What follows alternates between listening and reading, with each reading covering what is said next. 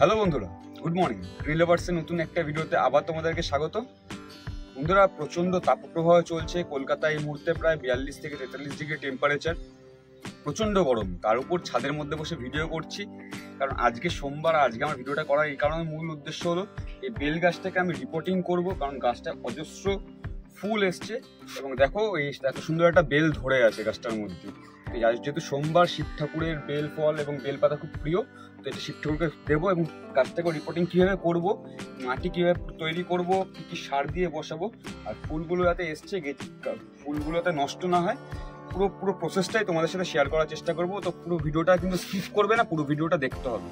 সর্বপ্রথম আমি যে কাজটা করবো সেটা হলো আমি আপাতত বেলটা তুলে নেব, কারণ বেলটা না তুললে এই বেলের ভারে কিন্তু গাছটার ওয়েটটা আবার নষ্ট হয়ে যাচ্ছে। তারপর আমি গাছটাকে বড় টবে দেবো। তো চলো এক এক করে প্রসেস শুরু করা যাক।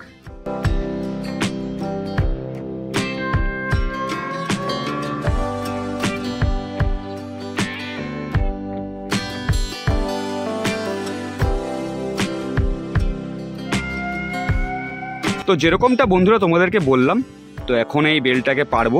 তো আমি কাকাকে বলবো, কাকা বেলটা পারো, আস্তে আস্তে দেখো। পুরো ডাল সমেত ভাঙবে নাকি? না, এখান থেকে পারো, তোমার তো অভ্যাস আছে, আমি তো বেল পারিনি গাছ থেকে। ঠিক আছে বেলটা? হ্যাঁ, পাকা না, গন্ধ আছে? বাহ, তো থাক, এই বেলটা পাড়া হলো। দেখাবো একবার বেলটা তোমাদেরকে।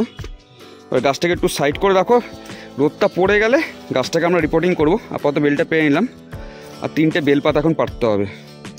তো এই বেল পাড়া হয়ে গেল, এখন হচ্ছে দেখাচ্ছি বেলটার সাইজটা দেখো একবার।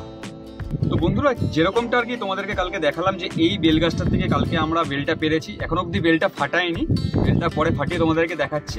তো আপাতত তোমাদেরকে যেটা দেখাবো সেটা হলো গিয়ে এই বেল গাছটা আমরা এখন এই বড় টবটাতে রিপোর্টিং করবো। গাছটায় দেখতে পাচ্ছ অজস্র পরিমাণ ফুল এসছে। আমি রুদ্রকে বলবো, রুদ্র একবার ক্যামেরাটা ভালো করে দেখাতে, গাছটা কিরকম পরিমাণ ফুল এসছে। প্রচুর ফুল এসছে, তোমাদেরকে আমি ভালো করে পরে একবার দেখাচ্ছি। সবার প্রথমে এটা দেখিয়ে রাখি, এই যে মাটিটা, এই মাটিটা এটা তৈরি আছে, এই মাটিটা কিন্তু আমাদের তৈরি থাকে, এরকম বস্তা বস্তা করে মাটি তৈরি করে রাখা থাকে। এই মাটিটার মধ্যে আছে হচ্ছে নর্মাল গার্ডেন সয়েল, মানে দোআঁশ মাটি, যেটা আর কি বেলে মাটি না, দোআঁশ মাটি। সঙ্গে হচ্ছে একটু ভার্মি কম্পোস্ট আছে, কিছু গোবর সার আছে, আর কিছু দেখতে পাচ্ছ, ভালো করে একটু ক্লোজে এসে দেখাতে বলবো, একটু ধানের তুষ আছে। এটা ঝুরঝুরে সয়েল মিক্সচার তৈরি হয়েছে, গাছটার জন্য খুব ভালো। আর এই যে একটা 18 ইঞ্চি টব, এই টবটার একটা ইতিহাস আছে। এই টবটার মধ্যে কিন্তু আমার লিচু গাছ ছিল। আমার যারা আগের ভিডিও দেখে থাকবে তারা দেখবে নিশ্চয়ই একটা বড় লিচু গাছ ছিল, লিচু গাছটা মারা গেছে পুজোর সময়। তো ওই লিচু গাছটা এই টবটার মধ্যে আমি বেল গাছটা এখন বসাবো। এছাড়াও দেখিয়ে রাখি আমি কি কি সার নিয়ে এসেছি, একটু ক্লোজে আসতে বলবো। এটা হলো যে সর্ষের খোল, এটা নিম খোল, এটা শিংকুচি, এটা হচ্ছে কি হাড়ের গুঁড়ো। তো এই পুরো সারটাকে আমি মিশিয়ে মোটামুটি মাটিটার মধ্যে থেকে দিয়ে দেবো, দিয়ে ভালো করে মিশিয়ে দেবো। আমি একবার দিয়ে দিচ্ছি। পুরো সারটা মোটামুটি মাটির মধ্যে দিয়ে দিলাম, দিয়ে মাটিটাকে একটু ভালো করে মিশিয়ে নেব। যদি এই সারটা 2-1 দিন আগে দিয়ে রাখতে পারলে আরও ভালো হতো, কিন্তু আমার হাতে অপশন ছিল না, আর যা গরম বুঝতেই পারছো বন্ধুরা। তো মাটিটা মোটামুটি তৈরি হয়ে গেছে। এবার গাছটাকে এই বড় টবে রিপোর্টিং করার পালা। আমি আবারও বলছি, মাথায় রাখো সবাই, মাটি তৈরিটা হচ্ছে মেন। গাছ যখন করবে, যে কোনো ফল গাছের ক্ষেত্রে সর্ষের খোল, নিম খোল, হাড়ের গুঁড়ো আর শিংকুচি, আর মাটির সাথে যদি দোআঁশ মাটি থাকে খুবই ভালো, আর যদি এঁটেল মাটি থাকে একটু বালি মিশিয়ে নেবে, আর সঙ্গে গোবর সার বা ভার্মি কম্পোস্ট, একটা সুন্দর সয়েল মিক্সচার তৈরি হবে। এবার আমরা হচ্ছে এই টবটাতে রিপোর্টিং করব।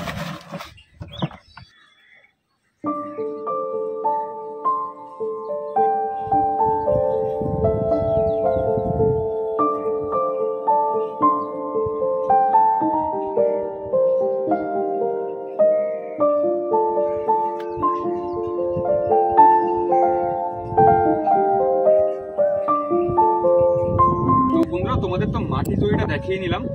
এইবার যেটা হলো, এই বেল গাছটা তোমরা যদি মার্কেট থেকে কিনতে চাও বা যে কোনো নার্সারি থেকে কিনতে চাও, কিভাবে চিনবে?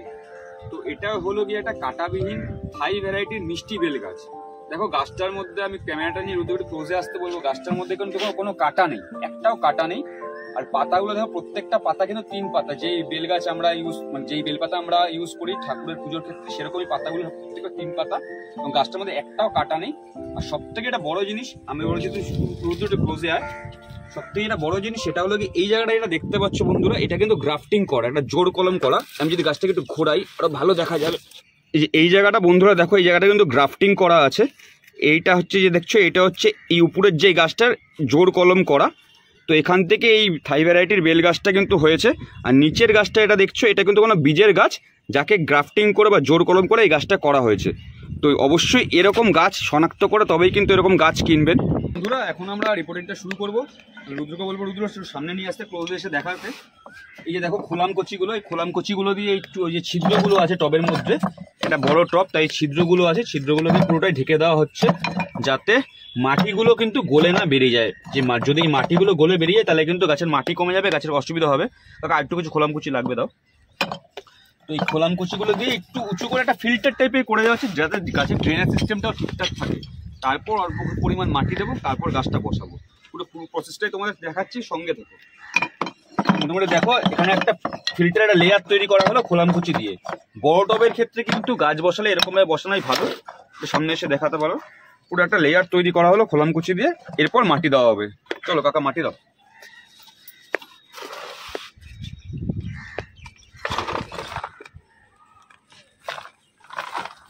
তো বন্ধুরা দেখতেই পাচ্ছ আমরা এখন এটাতে মাটি ফিল করছি।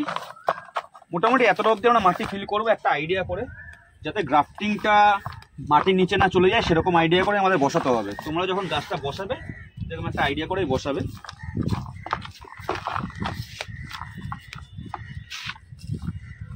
ঠিক আছে, ব্যাস এবার একটু দেখে নিই। তো মোটামুটি মাটিটা দেওয়া হলো, এবার আমরা দেখবো হচ্ছে গাছটাকে একবার বসিয়ে। ঠিক আছে, মোটামুটি লেয়ার ঠিকঠাকই আছে। এবারে খুব সাবধানে এই গাছটাকে এই টপটা থেকে বের করতে হবে, যেহেতু গাছের মধ্যে প্রচুর ফুল হয়ে আছে। বের করতে হবে।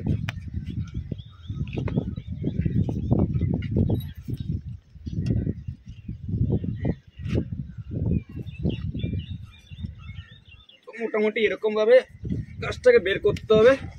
দেখো গাছের শিকড় কিন্তু ভর্তি হয়ে আছে, এবং যেহেতু ফুল আছে গাছটার মধ্যে প্রচুর পরিমাণে, তো আমরা কিন্তু গাছটাকে একদমই শিকড় ছাড়বো না। আর এবার চেষ্টা করবো গাছটাকে একটু এরকম ভাবে সোজা করে বসানো, যাতে ডালটা একটু সোজা থাকে। সামনেই বর্ষাকাল আসছে, বুঝতেই পারছো। কাকা মাটি দেওয়া শুরু করে দাও, উপরে একটু ঘাসপালাগুলো পরিষ্কার করে দাও।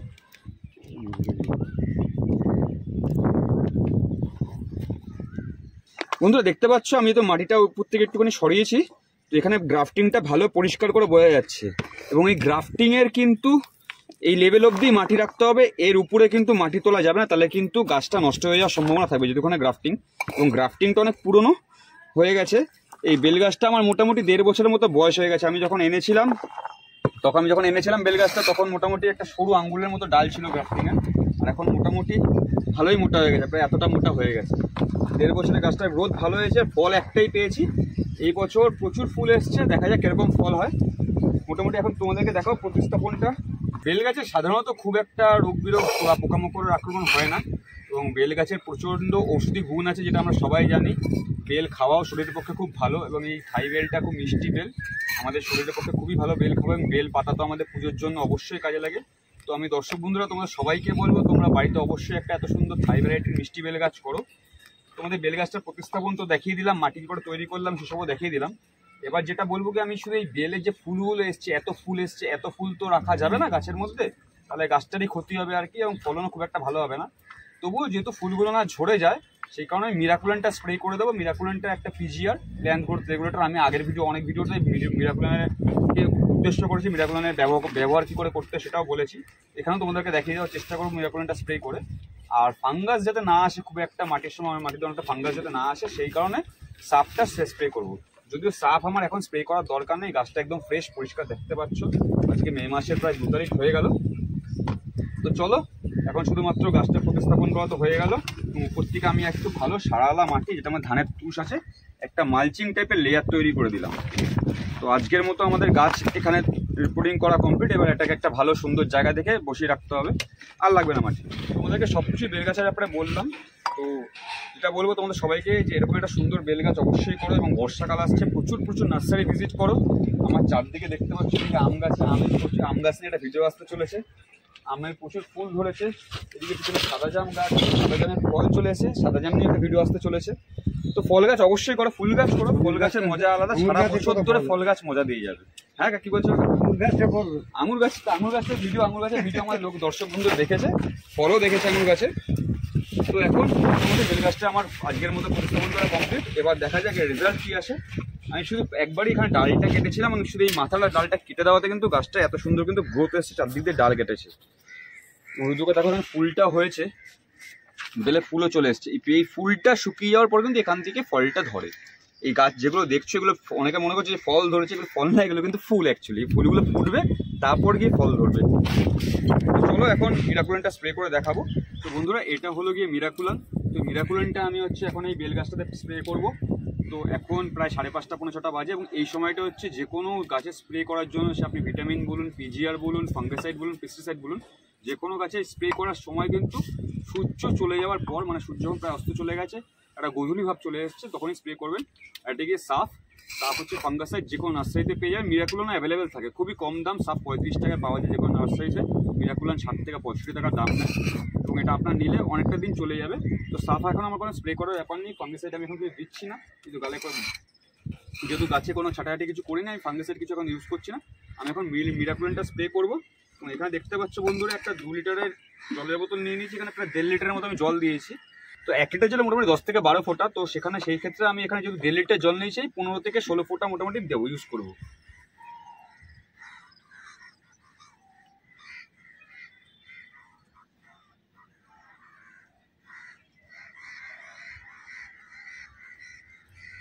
তো মোটামুটি একটা আইডিয়া করে নিয়ে নিতে হবে।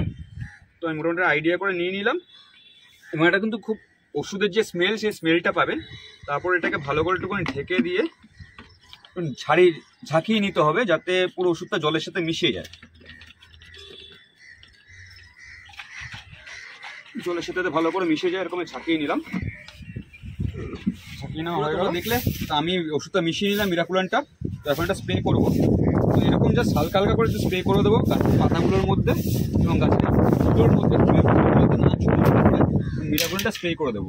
আর এই হালকা করে স্প্রে করে দিলে আমার বন্ধুরা দেখতে পারবে। এবং এরপরে যেটা করণীয় সেটা হচ্ছে কি, এই গাছটা প্রচুর পরিমাণে এখন জল দেবো টবটার মধ্যে, যতক্ষণ জলটা ড্রেনেজ হয়ে বেরিয়ে যাচ্ছে। আর আরেকটা কথা, এই যে মিরাকুলানটা আমি বানালাম, এই মিরাকুলানটা আমি কিন্তু, যেহেতু আমার গাছে অল্প একটু লাগলো, আমি বাকিটা ফেলে দেবো বা রেখে দিলে এটার কোনো ইউজ থাকবে না, এবং ফেলে দিলেও কোনো কাজে লাগবে না, আমারই ক্ষতি। তো এই বাকি জিনিসটা কিন্তু আমি অন্যান্য যে গাছগুলো আছে, যেসব গাছগুলো আমার আম গাছটা আছে, আম গাছে স্প্রে করে দেবো, গুটি আসছে, সবেদা গাছে ফুল ভর্তি আছে, এই সব গাছে স্প্রে করে দেবো। এবং যে কোনো ফুল গাছেও করতে পারি, যে কোনো গাছের জন্য কিন্তু মিরাকুলানটা ইউজ করা যায়।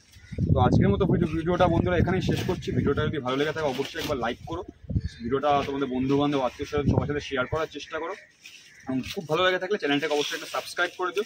কারণ তোমাদের সাপোর্টটা আমাদের দরকার, আমরা তোমাদের সাপোর্ট না পেলে আমরা এগাতে পারবো না। এবং সবাই আবারও বলছি, প্রচুর পরিমাণে গাছ করো এই গরমের মধ্যে, গরমের থেকে বাঁচতে গাছই একমাত্র পরে আমাদেরকে বাঁচাতে। তো সবাই গাছ লাগাও, প্রাণ বাঁচাও, ভালো থেকো। তো কাকার হাতে এখন বেলটা। তো এই বেলটা কাকা কেমন? বেলটা ঠিকঠাক তো সাইজটা? বেলটা এখন ফাটানো হবে। তো চলো কাকা বেলটাকে ফাটাও, ফাটাও।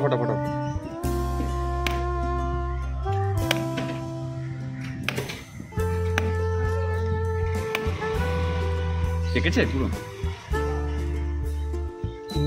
আর একটু পাকতো না?